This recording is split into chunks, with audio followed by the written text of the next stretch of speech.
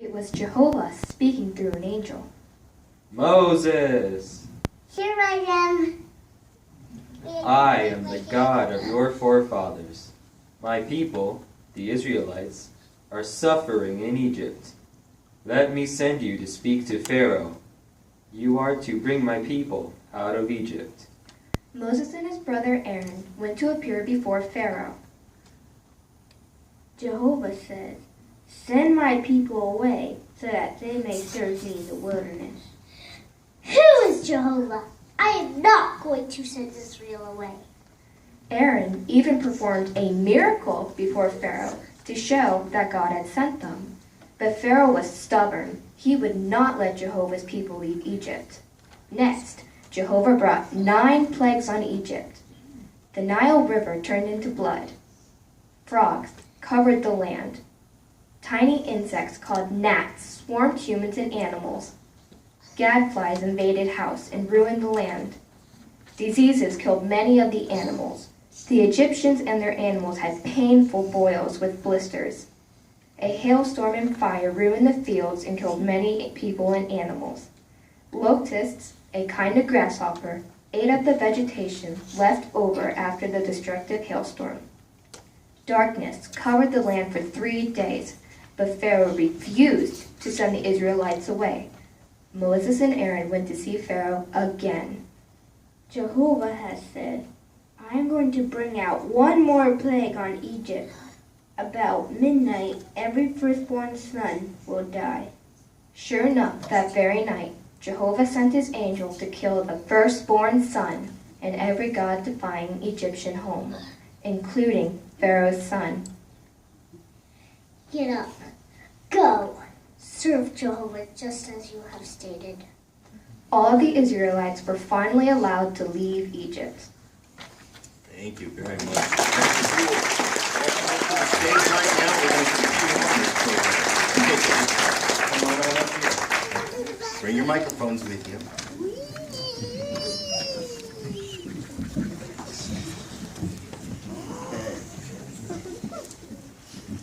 Very good.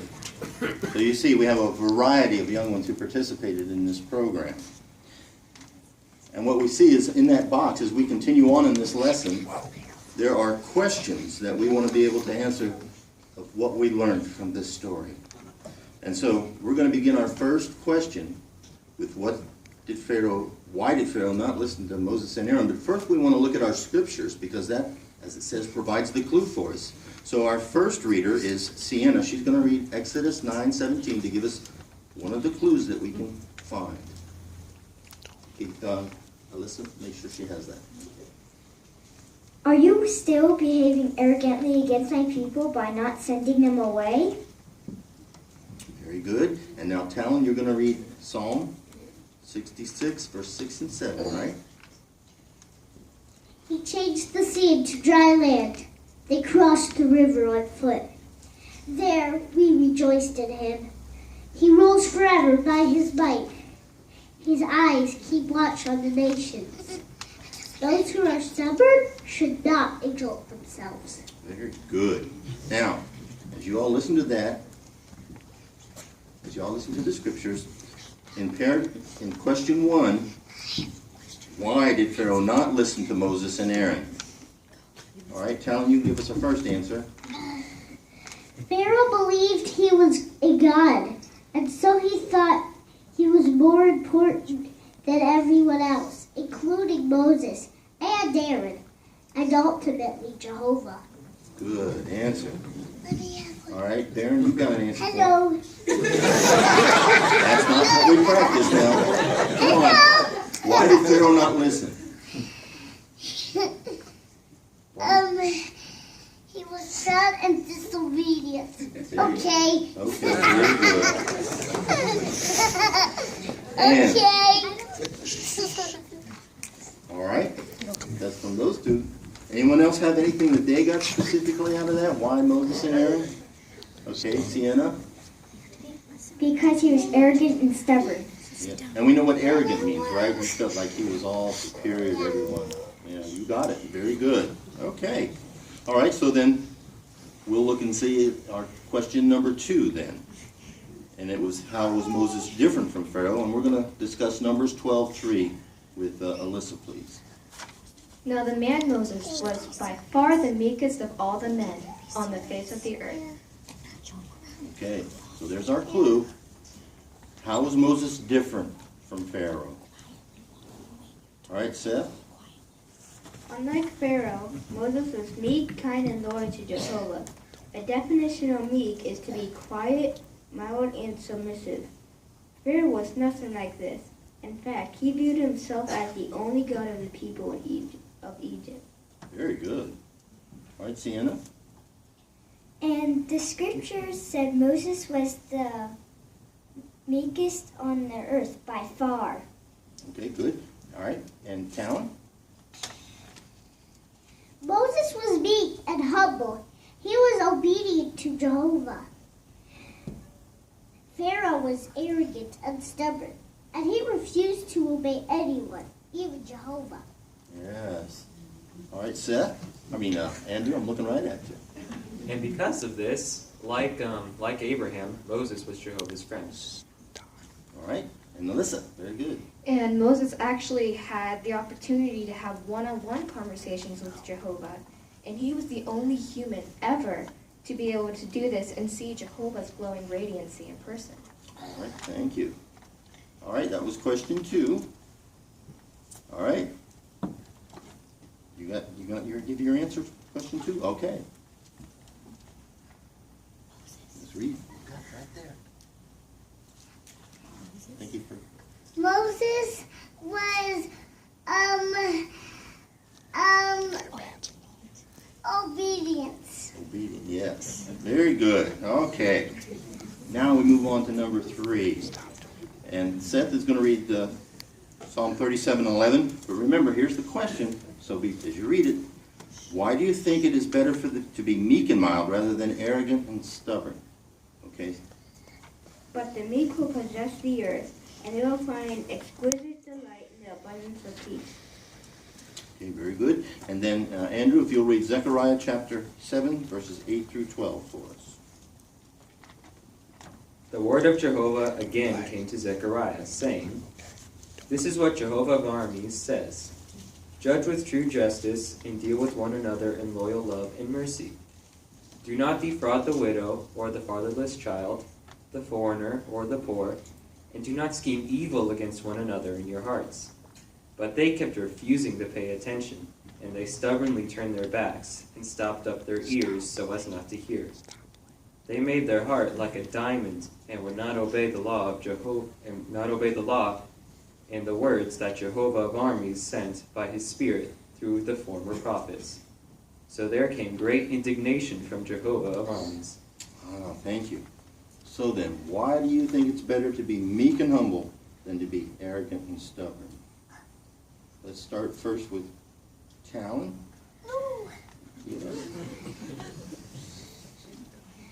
Jehovah will give the paradise to only the meek people, and the arrogant people will be buried in the ground. Okay, now give it to your brother, Baron. You practice. Okay. What do we have to do? Paradise. We have to live in a paradise. There you go. Very good. Okay, now Seth. When you are meek, kind, gentle, and loyal to Jehovah, your reward is everlasting life. Good. And then Alyssa? Also, if we are arrogant and stubborn like Pharaoh, people wouldn't like us and want to be our friends. But if we are meek and loving to one another, we can have many friends, including Jehovah. Very good. Sienna? Really, to put in younger kid terms, Pharaoh was a big bully.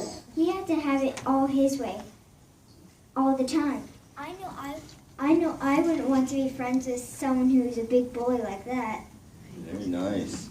All right. Andrew? And in Psalms 37:11 reminds us that the meek will possess the earth and everything on it. And because of that, I do not expect to see Pharaoh there. No. Very good. Now, we've had a chance to go through the lesson and talk about these questions. But remember I said there was going to be a bonus question. All right, so what do you get out of this lesson, these questions that can help you at home to be humble and meek? Sienna? You can do good things around the house, outside or inside, even when you aren't told to, and listen to your parents. Okay, nice. Baron? Or Talent? I keep doing that, don't I? If I am humble and obedient to my parents, I am pleasing Jehovah, and my parents, and I will get good things in return, like warm fuzzies and family fun day. There you go. Good. That's it. You can be meek and kind at home by picking up after yourself, loving your family, cooperating, and participating in family worship. And Alyssa, thank you. And I know it may be hard, but by not fighting with your siblings and respecting the headship of our parents is also very important. Very nice. Andrew? And really, it's good to be meek and humble because that really helps out everyone inside the household. You know, there's no differences and conflicts between one another. And being stubborn and arrogant, all that's really going to get you is a swift smack on the back of the head. Sounds like he's been there, done that. Well, the last question I didn't really ask you at home, but it's very easy. Did you enjoy doing this? Yeah! Next time we got to get your parents to make costumes for you. But really, when we look at it, isn't it enjoyable to be able to do this? We'd like to invite you back.